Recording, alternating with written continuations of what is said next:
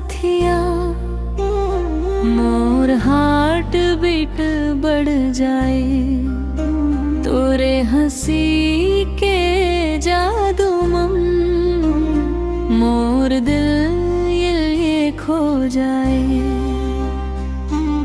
चांद जैसन चेहरा तोर आँखी मन सपना बसाए, धीरे धीरे मोर दिला तोरे माया अपन बनाए। तोर बात में मिठास ऐसन जैसे गुड़ के रस होवे,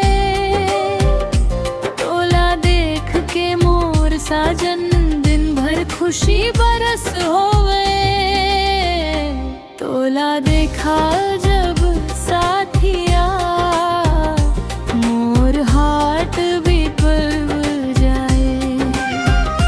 तोर संग चलत चलत मोर दुनिया सज जाए।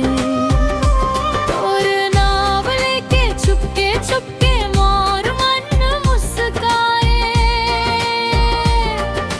तोर बिना ये जिंदगी अधूरा अधूरा लग जाए।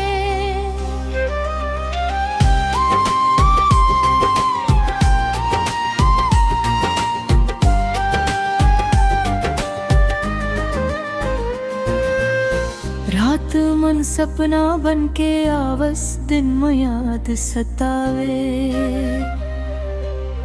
मोबाइल के हर रिंगटोन मन तोरे आवाज सुनावे।